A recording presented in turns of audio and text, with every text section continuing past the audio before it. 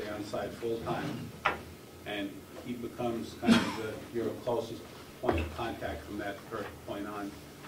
Whoever is going to be the contact for the county delegation would go direct to this person anytime they had any questions about what was going on, and they kind of become our client's closest friend in contact during the course of construction.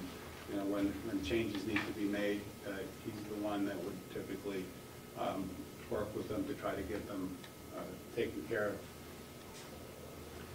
of. During construction, we would have probably a weekly job meeting, and that's what we prefer to do, is just to get the architect together, the owner's rep together, and just do a weekly review of what's been going on during the construction process, answer any questions, make presentations on if there's colors to be selected or finishes to be picked out. So weekly job meetings are the opportunities to do those type of things. These are also, kind of coordination meetings with subcontractors if there are, issues that they've discovered during the construction that were uncovered. That these problems would be addressed and solved at these meetings as well. Once a month, we would provide a requisition that would be signed off by the architect and then presented to the delegation. The requisition is directly tied into the spreadsheet that you get at the beginning of the project that shows the GMPs, so you're able to review all pricing on it. And one of the things that we think we really bring to the table is because we have quite a few of our employees that are area residents. We work in Carroll County a lot of our time. We understand and have good contacts. So because we bid everything out, there's an opportunity to give a lot of local companies and individuals the opportunity to work on the project. And that was one of the things that when we changed over from our previous company, it was an area of real conflict when you do work in-house with whether you're carpenters or site work or concrete or masonry people. It's difficult to get competitive bids if companies know that you do this kind of work yourself. So for us, because we subcontract everything out, we tend to get a lot better pricing and a lot more eager bidding to us because we don't have any in-house workers, so to speak. So we talked about monthly billings. All the work in the beginning of the project gets bid out, and every month we would collect subcontract requisitions. Once we pay them, they get to sign a waiver of lien, which gets presented back to the county, so that there's a record of each month all individuals getting paid. This economy too, getting lien waivers back and making sure people are getting paid, they're paying their supplies and subs. So part of what we do in the office is periodic checking of any subcontractor that we may have any concerns over, just so that we don't run into any difficulties with companies going out of business and things like that. So as the project goes towards completion, when all the work is done, the job site superintendent keeps kind of an as-built drawing. Anything that has to be changed during the course of construction is recorded, and all changes are made with written authorization by both the owner and the architect. But as they're also documented on the blueprints, and we present an O&M manual at the end of the project. We will hold a training session for all the maintenance staff in the building, so the subcontractors such as the mechanical systems, the electrical system, alarm systems, they'll all meet with the maintenance staff and they'll have an opportunity to ask questions. We always suggest that someone videotape it so that you have a kind of a video record of all the instructions that you get. And in some cases it's not so important, but if you have a more complex system, it's very helpful to have kind of a record of things when 5 years from now the same people have retired, the ones that are maintaining the building currently. So that's kind of how we do things in a nutshell. And I know you probably have lots of questions, so we will invite you to fire away. Go ahead. Just to clarify a point of the initiation of this, would you say that the important thing is for this body or the entire delegation and the commission to determine how much we have to spend and what we have to spend? Can we do anything without doing that? I mean, I guess I'm leading you because I'm saying, no, we cannot do that, but I'd like you to. Well, I guess you need to decide, especially on the issue of the wings, do you tear those down, do you not tear them down? I don't know if an analysis has been done yet about how much it's going to cost to tear them down versus keep them and heat them and let them sit there for 2 years without being used. Has that been done? We have an estimate of tearing down all 4 wings. Yeah.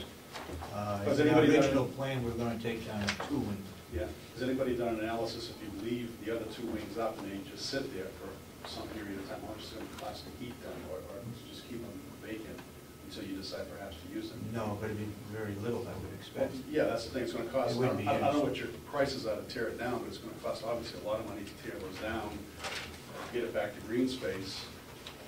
And we're just talking internally, it's kind of like free space, it's sitting there, why not keep it? But you need to know what that cost is going to be also to keep it and heat it to 55 degrees, some minimal temperature. So those are the type of things, when you hire a construction manager, that's I think what you need to do first is find a little more detail about those aspects. But you do not need to make that decision before you hire the construction manager, because the construction manager will help you in reaching those decisions, because we can provide you with some analysis type of things that you may not have time to do as a body, but you can have your construction professionals. What is the difference between a job site superintendent and project manager? Because you got to build, we're going to be building for both of them. The superintendent is your man in the field. His main job is to make sure that the building gets constructed or the renovations are performed per the plans and spec. He's there every minute. He's the first guy there in the morning, the last guy to leave at the end of the day. He's responsible for safety on the job site, which is a very important thing. Coordinating daily activities with, if you're in an occupied building, he has to take care of those type of things. He has to make sure that every work, piece of work that gets done is per spec. The project manager is, in our company especially, is we kind of wear many hats. We do the initial estimating, and then at the beginning of a project, the project manager will make sure that all the bids that we've received, and that's one of the things that is great about construction management is we bid it, we'll collect the numbers, and then we sit down with the delegation and say, here's the list of people that bid it, and we'll give you recommendations. Well, the first place bidder, we don't feel is qualified. We ask them a bunch of questions. We don't think they're financially stable. We don't think that they're capable of doing the work. And the group can decide we want to hire them or we don't, and then you give it back to us, and we're the bad guys that say, well, sorry, you're not going to do the work for us, and explain to them why. And then in this economy, things are so tight, bids are really tight coming in. So let's just say electrical, for instance, you get 3 bidders on electrical. The low guy is 30% lower than the next 2 guys. Well, right off the bat, something's wrong. Either read the plans wrong, you missed something. So that's the case with the construction manager. We go back and say, look, you're too low. Before you hire somebody, you don't want to get into a contest where you scrap them to make all the money back you left on the table for these bids. So that's how we can qualify or disqualify somebody or help that person out to find out what the mistakes. So the project manager is also responsible then for, the initial presentations. We write the subcontracts between us and them. We write purchase orders, and we'll do all the actual pricing on any changes that you want to make to the project during the course of construction. So we're kind of the office point of contact and administer the actual execution of the contracts, but the superintendent's the guy that is there full-time. These two costs, are they included in the construction budget? Yes, in other words, how the contract would work is that there are 16 divisions. The first one is general conditions, and site work, concrete, goes right down. Under general conditions, there'll be a line that says project manager, and there's another line that says superintendent. The superintendent is billed full-time, and that's the weekly rate we gave you. And then, once we understand the scope of the project management time is put in on an hourly basis. And in all cases, when we do a guaranteed maximum price, if the project takes 2 weeks longer, then that's kind of our problem. If it takes 2 weeks shorter and you've saved 2 weeks of supervision, that gets returned entirely to the county. So that's, You, Andre, I've got 3 questions based on a couple of projects that I've been around with down here. The first one is, do you cover all the legal costs in a battle? Or does some of it come back on the county?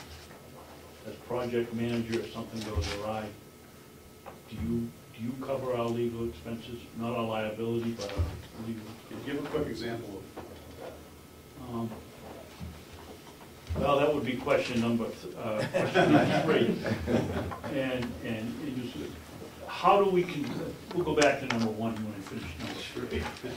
How do we control who you pay for your subcontractors? Well, when we did the jail, we paid the plumber or the electrician, and because the contractor was in financial trouble, he turned around and paid some subs for another, did the work for him on another project.